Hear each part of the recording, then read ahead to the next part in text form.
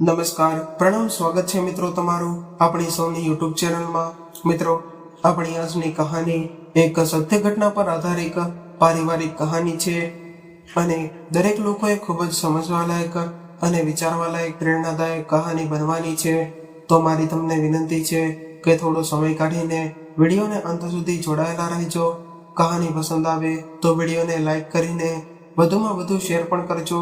તેમજ તમે આવી કેટલી અવનવી કહાની સાંભળવા માંગતા હોય તો આ ચેનલને જરૂરથી સબસ્ક્રાઇબ કરી લેજો, જેથી અમારા આવનારા નવા વિડીયોની માહિતી તમારા સુધી સૌથી પહેલા પહોંચે। તથા કોમેન્ટ બોક્સમાં કહાની વિશે તમારા અભિપ્રાય જરૂરથી જણાવજો। તો ચાલો મિત્રો, શરૂ કરીએ આજની કહાની। અરે ઓ અભણ સ્ત્રી, ક્યાં મરી ગઈ? ક્યારનો હું અવાજ લગાવી રહ્યો છું અને તને સંભળાતું નથી કે શું જીવતી છો કે મરી ગઈ? રાહુલ પોતાની પત્ની કાવ્યા પર ગુસ્સામાં ભડકીને જોર જોરથી ચીસો પાડી રહ્યો હતો। ત્યારે કાવ્યા વાસણ સાફ કરતી હતી। તેણે તેના પતિનો ઘમંડથી ભરેલો અવાજ સાંભળીને પોતાના હાથ ધોઈને સાડીના પલ્લુથી સાફ કરીને દોડીને તેની પાસે આવી અને ભયભીત થઈને બોલી કે શું થયું? કઈ જોતું છે તમારે? મારે રૂમાલ ક્યાં છે? મેં વિચાર્યું હતું કે ભણેલી ગણેલી સ્ત્રી મારા ઘરમાં આવશે તો મારું ઘર સાચવી લેશે અને મારી સેવા કરશે, પરિવારના બધા માણસોને ખુશ રાખશે, પરંતુ તારી હરકતો તો એક અભણ સ્ત્રી જેવી જ છે અને આ મહારાણીના તો નખરા જ પૂરા નથી થતા। સવારથી તૈયાર થવા માટેથી ટાઈમ નથી મળતો, તો જોતા તો એવું લાગે છે કે કોઈના લગ્નમાં જઈ રહ્યો હોય। રાહુલની આવી વાત સાંભળીને દિવ્યાએ સાંભળીને તો તે એવું લાગ્યું કે તેના શરીરમાં આગ લાગી ગઈ છે, પરંતુ સવારમાં તેની પાસે લડવું એ એને ગમ્યું નહીં, એટલે એણે એનો રૂમાલ, ઘડિયાળ અને પર્સ આ બધું ટેબલ પર મૂકીને લઈ બોલ્યા વગર જ ત્યાંથી જતી રહી। ત્યારે એક જોરથી અવાજ આવ્યો, ઓય અભણ સ્ત્રી, નાસ્તો તૈયાર છે કે એ પણ હોટલેથી મંગાવવો પડશે? તું એવી ઘમંડીથી જાય છે કે એવું લાગે છે કે કોઈ રાજા મહારાજાની છોકરી હોય, એ જે ખબર નહીં કે પોતાની સાથે કેટલા નોકર ચાકર લઈને આવી હોય કે દહેજ લઈને આવી હોય એવું દેખાડી રહી છે। ત્યારે દિવ્યા પણ કંઈ ન બોલી અને આંખમાં આંસુ લઈને ગરમા ગરમ આલુ પરોઠા અને ગળ્યું દહીં લઈને આવી।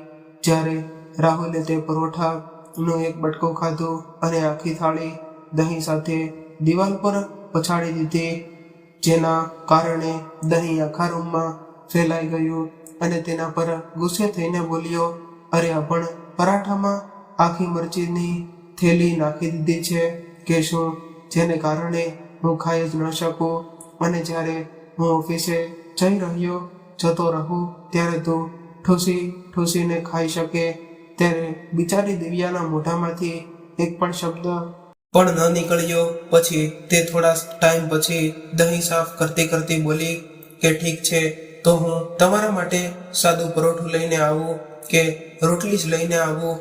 એટલું ત્યારે રાહુલ ફરીવાર તેના પર ગુસ્સે થઈને બોલ્યો કે મારે હવે કંઈ પણ નથી જોતું, હવે હું સાંજે આ ઘરે પણ નહીં આવું। ત્યારે દિવ્યા ડરીને ફરીવાર બોલી કે રાહુલ, તમે આ કેવી વાતો કરો છો?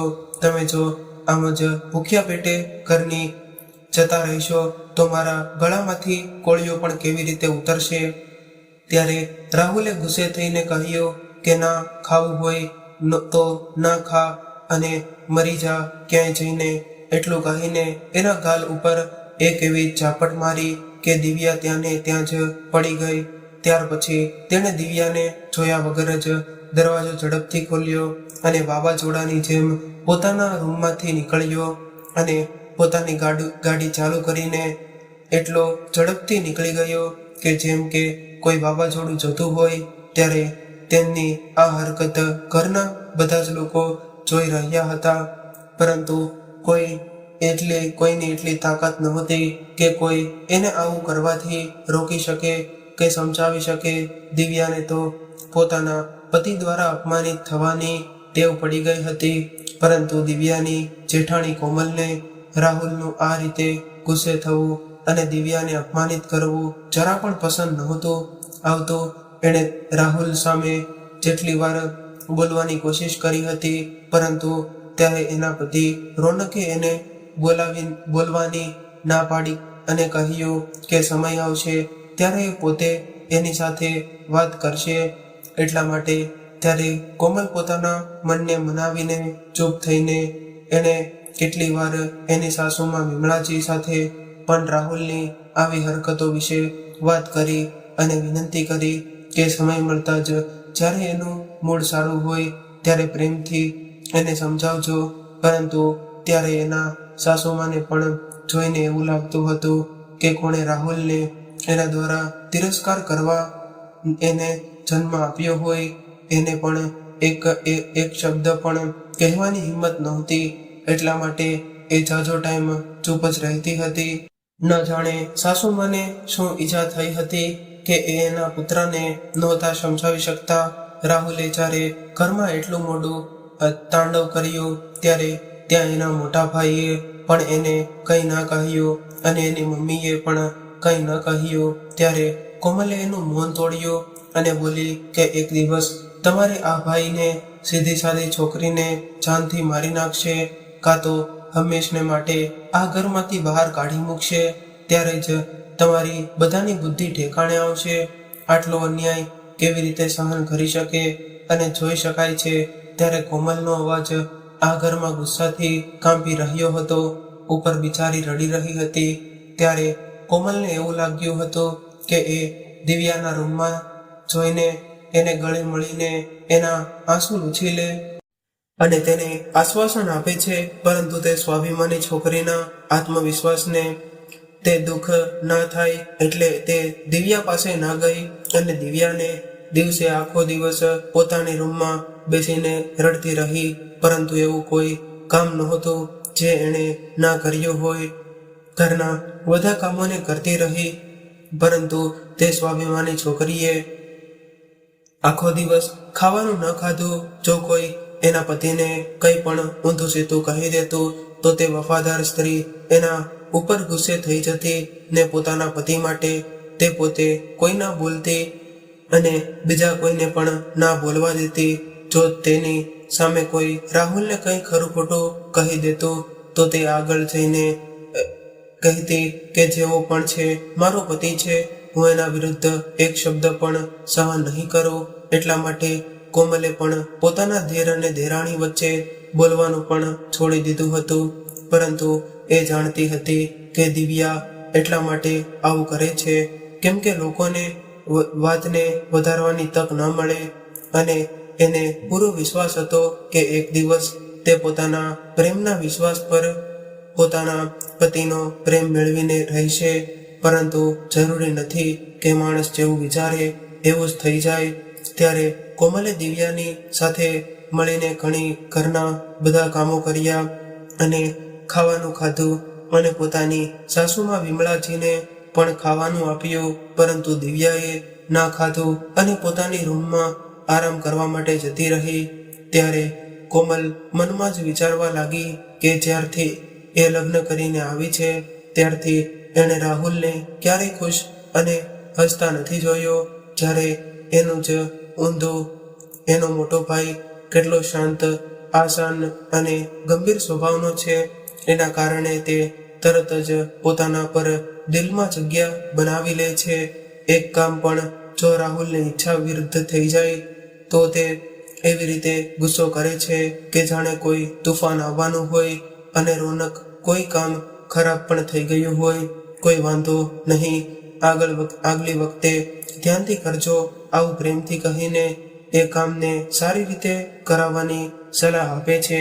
અને તેના નાના ભાઈ રાહુલને હજુ નાના છોકરાની જેમ પૂછીને શાંત કરવાની કોશિશ કરે છે.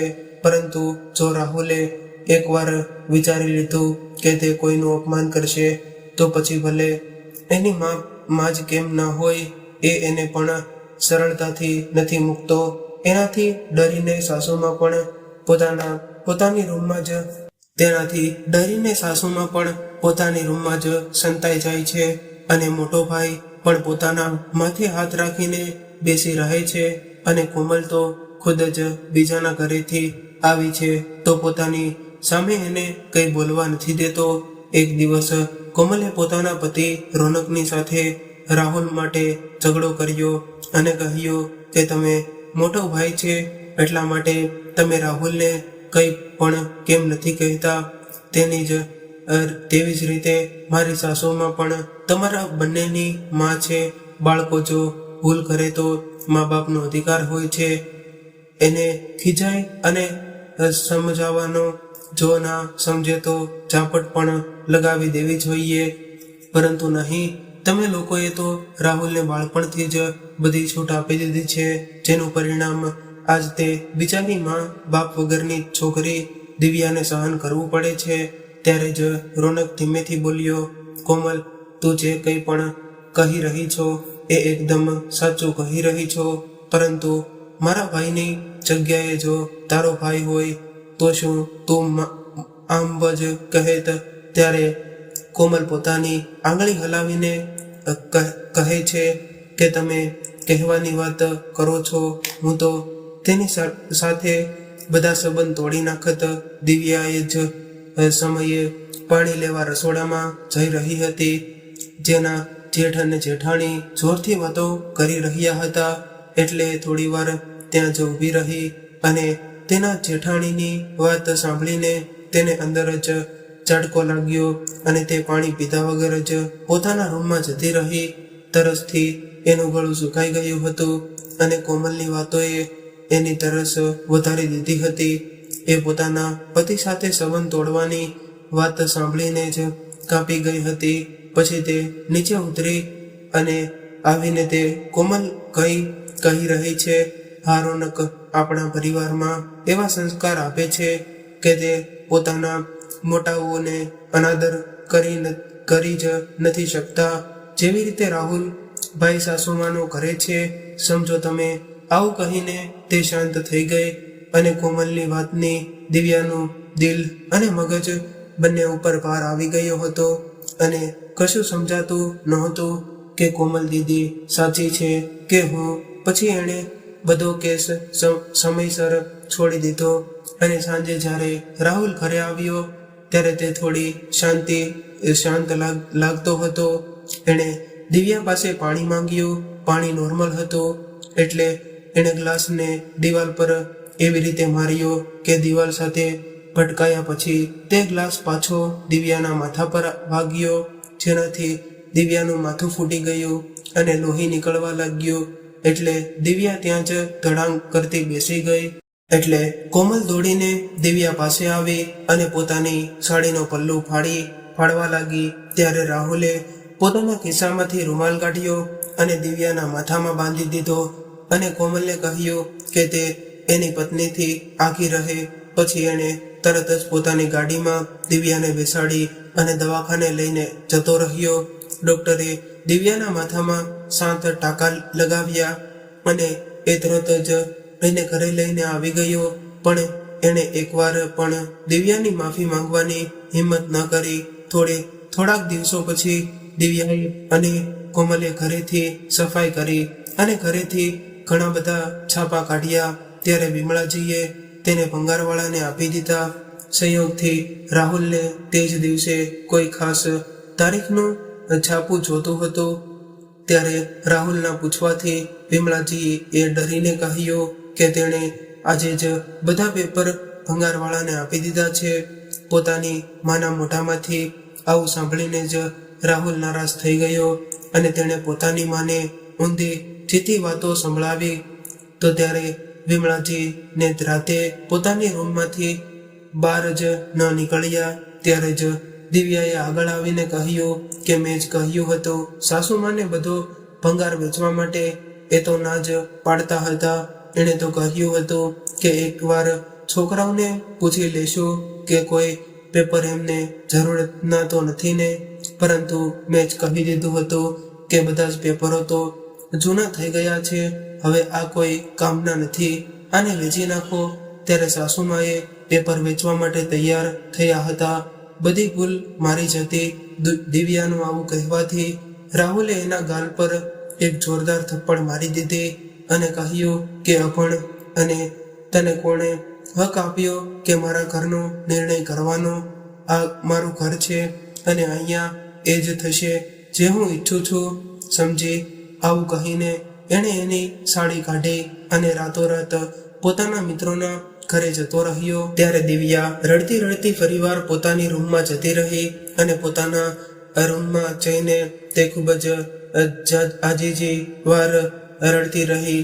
પછી પોતાના છોકરા હિતને ગળે લગાડીને તેણે કઠોર નિર્ણય પોતાના મનમાં લીધા અને કંઈક વિચારવા લાગી અને ક્યારે ઊંઘ આવી ગઈ એને ખબર જ ન પડી. બીજા દિવસે સવારે જ્યારે રાહુલ આવ્યો અને એણે દિવ્યાને કહ્યું કે આના માટે જલ્દીથી નાસ્તો બનાવી દે, પરંતુ આજે દિવ્યાના મનમાં કંઈક અલગ જ ચાલતું હતું.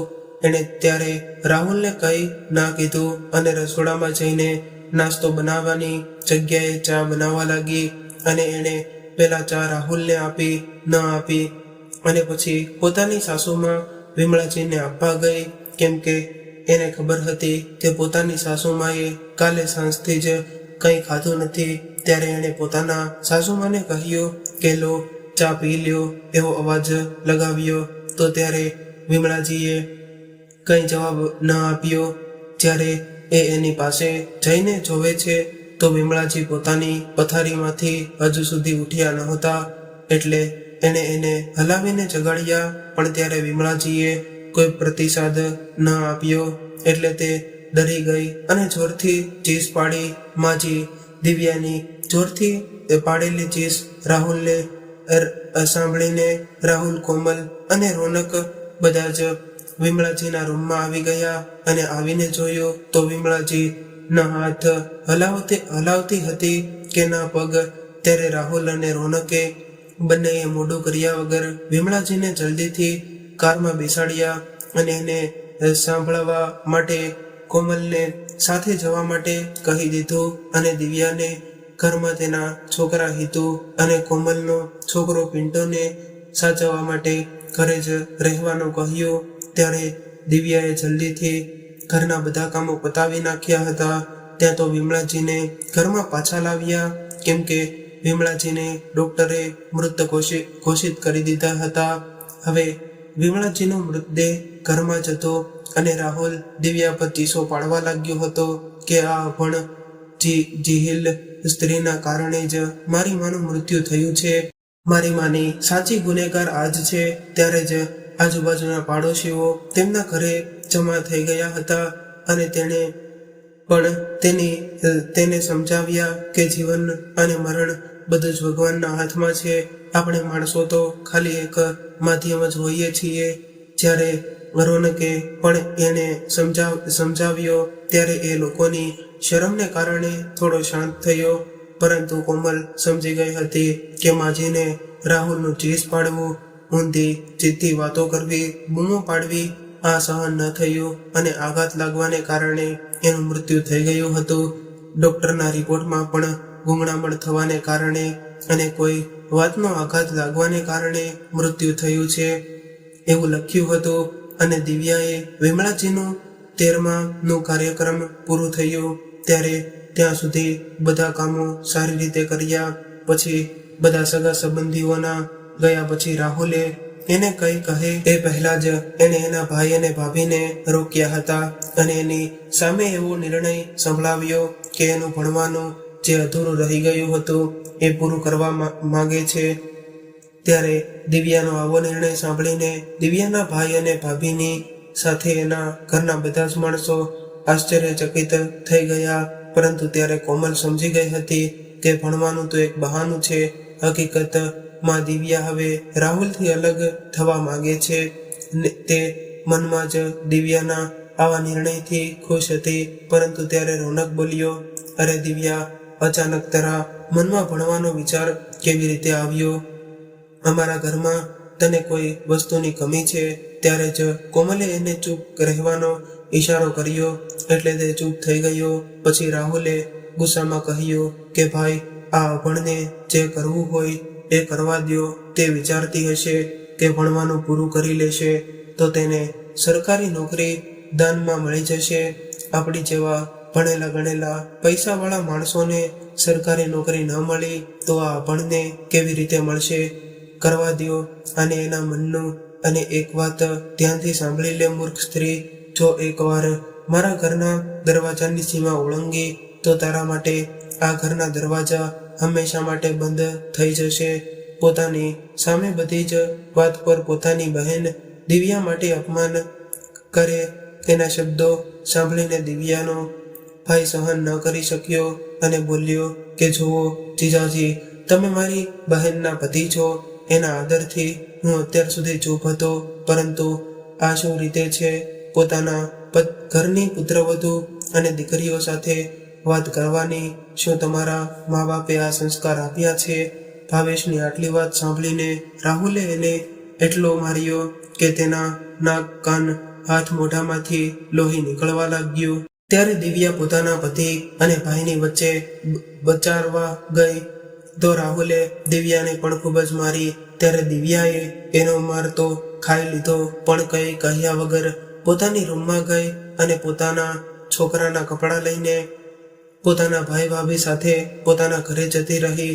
ઘરે ગયા પછી પણ તે અનાથ તો હતી જ, અને એના સાસુ જોવા અને લૂછવા વાળું કોણ હતું? આંસુ લૂછવા વાળું કોણ હતું? એટલા માટે એણે હવે રડીને પોતાની જાતને એના આંસુ જોવા અને લૂછવા વાળું કોણ હતું? એટલા માટે એણે હવે રડીને પોતાની જાતને કમજોર કરવા કરતા સીધું જ પોલીસ સ્ટેશનના માતા પિતાના ઘરે પહોંચી ગઈ અને જોયું કે એના ભાભી એના માટે ખાવાનું નહોતું બનાવ્યું. તેની ફરિયાદ હતી કે તાસને કારણે જ મારા પતિને આટલો માર પડ્યો છે, તો આની ભરપાઈ પણ તારે જ કરવી પડશે.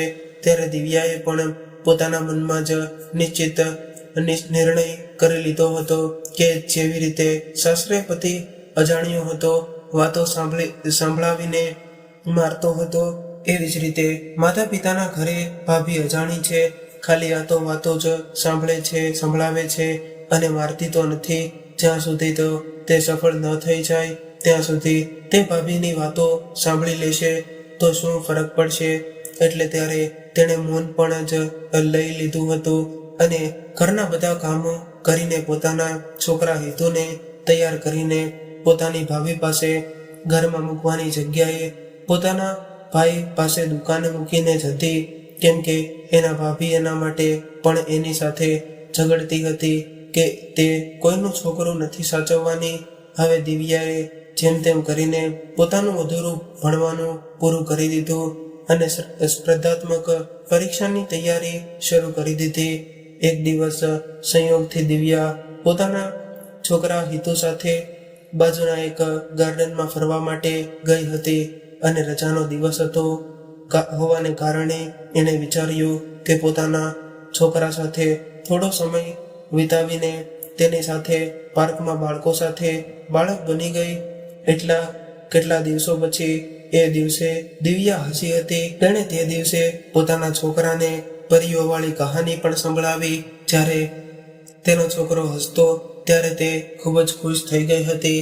તે દિવસે તેની સાથે હિંચકતી અને બેડમિન્ટન રમી અને છેલ્લે હિતુ સાથે જ્યારે પોતાની માના ખોળામાં બેઠો ત્યારે બંને આજુબાજુની વાતો કરી અને હસતા હતા અને તે ખૂબ જ ખુશ દેખાતા હતા. સંયોગથી રાહુલને પણ તે જ પાર્કમાં કોઈ કામ હતું એટલે તે ત્યાં આવ્યો હતો. ત્યારે ત્યાં પોતાની પત્ની અને પુત્રાને એટલા ખુશ જોઈને તેને ખૂબ જ ગુસ્સો આવ્યો અને તે પાર્કમાં ગયો જ્યાં બધી બાજુ હસી ખુશીનું વાતાવરણ હતું. ત્યાં તેણે ઝઘડીને બધું વાતાવરણ અસ્તવ્યસ્ત કરી દીધું. છેલ્લે તે હિતુને પામવામાં સફળ થઈ ગયો અને બિચારી દિવ્યા ચીટરની જેમ જોતી રહી ગઈ. પછી તે રડતી રડતી પોતાના ભાઈના ઘરે પહોંચી અને બધી વાત પોતાના ભાઈને કહી. ત્યારે તેના ભાભીએ કહ્યું કે મહારાણી કોઈ સાથે વાત કરવામાં મશગુલ હશે અને બાળક ક્યાંક બહાર જતું રહ્યું હશે, તો તેના પિતા હોવાને કારણે એને એની પર દયા તો આવી ગઈ હોય ને એટલે એણે તેને તેડી લીધો હશે. અને આ મહારાણી પોતાની ભૂલ છુપાડવા માટે રડવાનું નાટક કરે છે. ત્યારે ભાવેશ મોટા અવાજે બોલ્યો કે તું ત્યાં હતી કે મનમાં આવે એ કહેવા લાગી છે. જ્યારે મારી બહેન રડી રહે છે તો તને વિશ્વાસ નથી થતો. અને ત્યારે ભાવેશ દિવ્યાના માથા પર હાથ ફેરવીને કહે છે કે બહેન, તારી સાથે કોઈ હોય કે ના હોય એનાથી મને કોઈ ફરક નથી પડતો.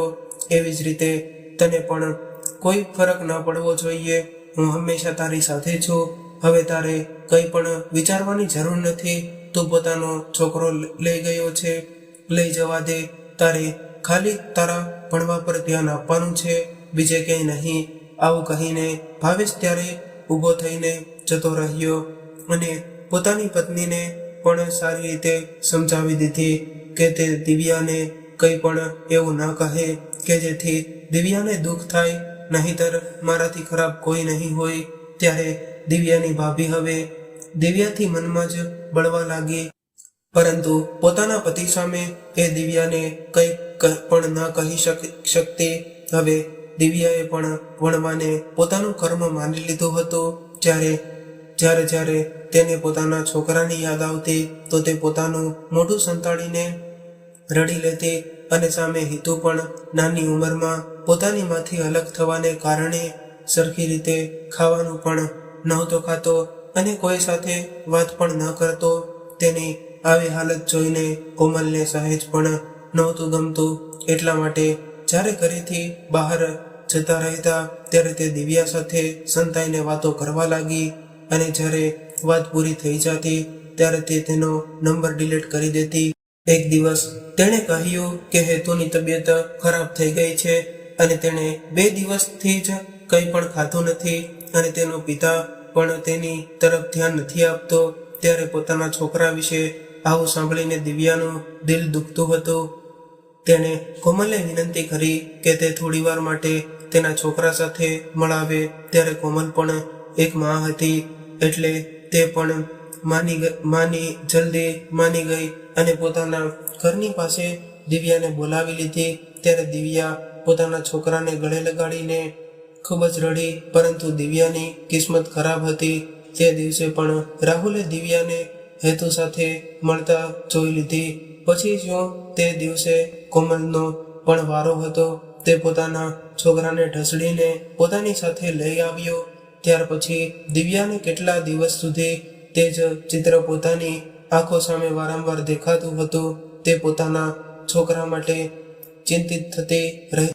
પછી 2 ગણા ઉત્સાહ સાથે ફરીવાર તે પોતાના અભ્યાસમાં ધ્યાન આપવા લાગી અને વિચારવા લાગી કે એક દિવસ તે ખૂબ મોટી સરકારી ઓફિસર બની જશે અને બધા અધિકાર સાથે પોતાના છોકરાને પોતાની પાસે લઈ આવશે.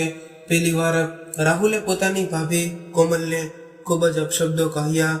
હવે તે તેના મોટા ભાઈ રોનકની ધીરજથી પણ બહાર થઈ ગયું. એટલા માટે એણે નિર્ણય લઈ લીધો કે બંને ભાઈઓને અલગ થઈ જવું જ સારું રહેશે. રાહુલે પણ તરત જ કહી દીધું કે ઠીક છે, મને કંઈ ફરક નથી પડતો, ત્યારે અલગ થઈ જાઓ. હવે રાહુલે પોતાના છોકરા હિતુ સાથે ઘરના એક ખૂણામાં અને રોનક પોતાની પત્ની અને છોકરા સાથે બીજા ખૂણામાં રહેવા લાગ્યા. ત્યારે રાહુલે તે બંને વચ્ચે એટલી મોટી દિવાલ બનાવી દીધી હતી કે કોઈ પણ એકબીજાનું મોઢું પણ ન જોઈ શકે. કોમલે આ વાત દિવ્યાને કહી દીધી. ત્યારે દિવ્યાને ખૂબ જ દુઃખ થયું કે તેનું સંતાનને હવે વધારે એકલું લાગતું હશે, પરંતુ તે કરી પણ શું શકતી હતી. હવે એણે ખાલી એક જ ધ્યેય રાખ્યો હતો કે તેને ખૂબ જ મોટી સરકારી ઓફિસર બનવું છે.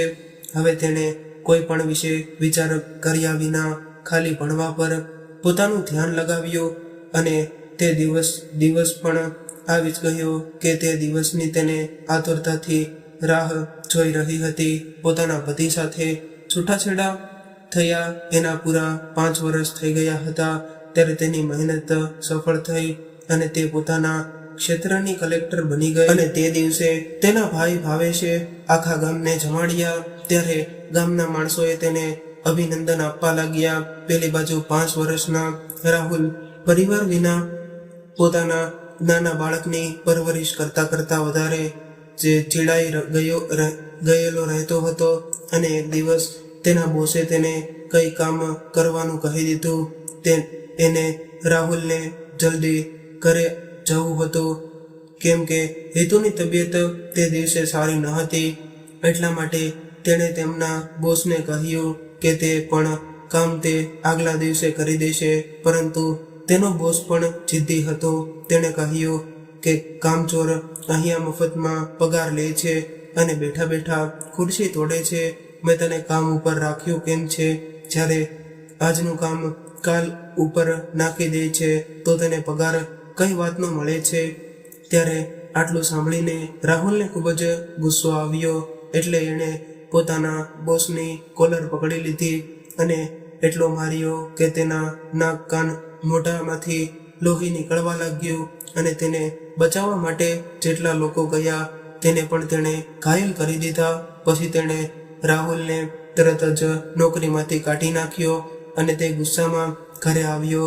ત્યારે હિતુને ખૂબ જ તાવ આવી રહ્યો હતો એટલે તેણે પોતાના પપ્પા પાસે ગરમ પાણી માંગ્યું. ત્યારે રાહુલને ગુસ્સો ખૂબ જ આવી રહ્યો હતો, પરંતુ તે શું કરે, ચૂપચાપ રસોડામાં ગયો અને જેવો જ ગેસ ચાલુ કર્યો તો આગ લાગી ગઈ. એટલે તે દોડીને પોતાના બેડરૂમમાં આવ્યો અને હિતુને લઈને બહાર ભાગ્યો. એના ઘરમાં જે કંઈ પણ હતું તે બધું બળીને રાખ થઈ ગયું હતું. હવે રાહુલ પાસે ના કોઈ ડોક્યુમેન્ટ વધ્યા હતા કે ના પૈસા વધ્યા હતા જેની તાકાત પર તે બીજી કોઈ નોકરી કરી શકે, જેને કારણે તે નિરાશ થવાના બદલે વધુ તામસી મગજનો થઈ ગયો. ત્યારે રોનકથી પોતાના ભાઈની આવી હાલત જોવાતી ન હતી એટલે તેણે તેની સંતાઈને થોડા પૈસા આપ્યા જેથી તે પોતાના ઘરને સારું કરી શકે.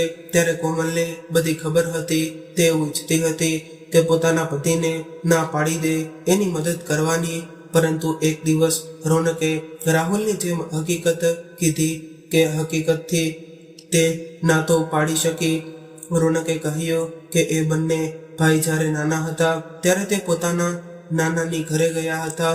પોતાની માં પણ ત્યાં જ હતી. ત્યારે છોકરાઓ સાથે મળીને જાંબુડા ખાવા થોડીક આગે એક વૃક્ષ નીચે ગયા હતા.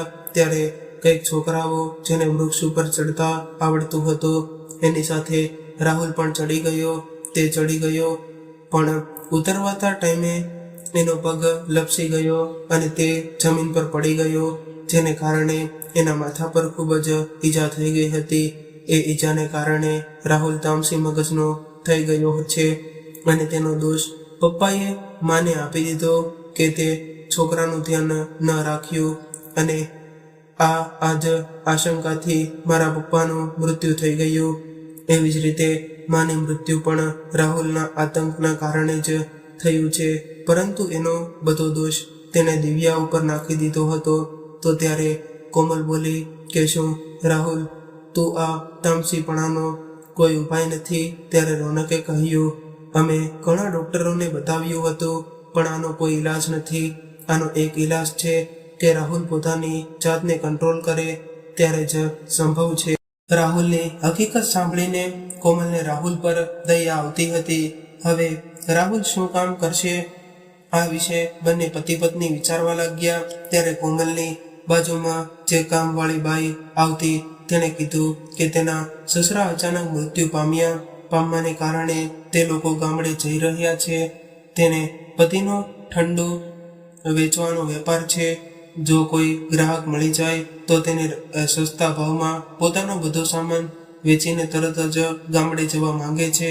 એટલે ત્યારે કોમલે પોતાના પતિ રોનકને કહ્યું કે ત્યારે તેને પણ આ કામ સારું લાગ્યું. એણે વિચાર્યું કે રાહુલના બધા ડોક્યુમેન્ટ બળીને રાખ થઈ ગયા છે તો તે થોડા કામવાળા રાખીને તે કામને મોટી રીતે કરી શકે છે. એણે આ વાત જ્યારે રાહુલને કીધી તો તેણે પણ વિચાર્યું કે ભાઈ આ વાત કહે છે તો સાચું જ કહેતા હશે ને, કેમ કે તે ખાલી પોતાની ભાઈની વાત જ માનતો હતો, તેની વાત પર તે ચીડાતો ન હતો.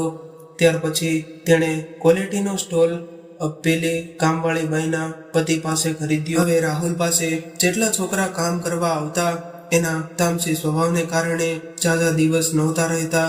હવે મુશ્કેલીમાં આવીને રાહુલે વિચાર્યો કે તે પોતે જ ક્વોલિટી વેચવાનું શરૂ કરી દે. જ્યારે એણે ક્વોલિટી વેચવાનું શરૂ કર્યું ત્યારે ખરેખર એને ખૂબ જ ફાયદો થયો. હવે તો રોજ રાહુલને ક્વોલિટીની સ્ટોલ લઈને અહીંથી ત્યાં જતો અને વેચતો. એણે જોયું કે સરકારી ઓફિસરની આસપાસ માણસોની ઝાઝી વખત અવરજવર છે, તો ત્યાં જ જઈને ક્વોલિટી વેચ્યું અને ખરેખર તે દિવસે તેની સૌથી વધારે ખરીદારી થઈ. બીજા દિવસે ફરીવાર તે ત્યાં જ ગયો અને ક્વોલિટી વેચતા વેચતા તે બોલવા લાગ્યો કે આવો દીદી, આવો ભાઈજી, આવો મેડમ, આવો સર, મૈસૂરની તાજી માચી સ્વાદથી ભરપૂર તબિયત સારી કરવાવાળી, મગજને ઠંડુ કરવાવાળી ક્વોલિટી ખાઓ અને દિલ ખુશ કરીને જાઓ. જેને ખાવી હોય એ એની પાસે આવતા અને ક્વોલિટી ખાતા. જેને ના ખાવી હોય એ એને ઇગ્નોર કરીને જતા રહેતા. પરંતુ તે દિવસે ખૂબ જ ગરમી હતી અને દિવ્યાની તબિયત પણ સારી નહોતી, એટલે એણે પોતાની ઓફિસેથી રજા લઈ લીધી અને પોતાના ઘરે જવા માટે નીકળી ગઈ. જેવી જ રીતે તે પોતાના ઓફિસેથી બહાર નીકળી ત્યારે રાહુલ પોતાના બંને હાથમાં ક્વોલિટી લઈને દોડ્યો અને બોલ્યો કે અરે મેડમજી, એકવાર તો મારા હાથની ક્વોલિટી ખાઈને તો જુઓ, તમારું આરોગ્ય સારું થઈ જશે. દિવ્યાએ જોયું તો એની બાજુ ફરીને જોયું કે તે જોતી જ રહી ગઈ. ત્યારે તેને પોતાની આંખો પર વિશ્વાસ ના આવ્યો. એણે એકવાર ફરીથી એની આંખો સાફ કરીને જોવા લાગી કે તેણે જોયું તે રાહુલ જ છે ને કે કોઈ બીજું. ત્યારે તે જ હાલ રાહુલનો પણ હતો. તે પણ દિવ્યાને જોઈને ત્યાં જ ભૂતની જેમ ઊભો રહી ગયો. તેનું મોઢું ખુલ્લું જ રહી ગયું હતું. તેના હાથમાં જે ક્વોલિટી હતી તે પીગળીને ટપટપ જમીન ઉપર પડવા લાગી. પરંતુ એને ખબર જ ન પડી કે ક્વોલિટીને એ મેડમને આપે કે પાછા પોતાની સ્ટોલ પર જાય. ત્યારે જ દિવ્યાનો પીએ તેની પાસે દોડીને આવ્યો અને બોલ્યો કે મેડમજી, તમે એક ફાઇલ ઉતાવળમાં ટેબલની નીચે જ પડી ગઈ હતી, ચાવી આપો તિજોરીની, હું તેમાં પાછી મૂકી દઉં છું. ત્યારે બંનેનું લીન તૂટ્યું. એણે એની ચાવી આપી ત્યારે રાહુલ બોલ્યો કે દિવ્યા, તું અહીંયા આ બધું શું છે? ત્યારે રાહુલ બોલ્યો કે દિવ્યા, તું અહીંયા આ બધું શું છે અને તું અહીંયા કઈ પોસ્ટમાં છે જેવા છોકરાઓ તને મેડમ કહીને કહ્યો. ત્યારે દિવ્યા બોલી કે રાહુલજી, હું જ અભણ સ્ત્રી છું. ના જાણો આ મૂર્ખ માણસ મને મેડમ કહીને કેમ બોલાવે છે. તમે તો ખૂબ જ પૈસાવાળા છો. આ 10-10 રૂપિયાની ક્વોલિટી લઈને લોકોની પાસે દોડીને લોકો પાસે વિનંતી કરીને કેમ વેચો છો?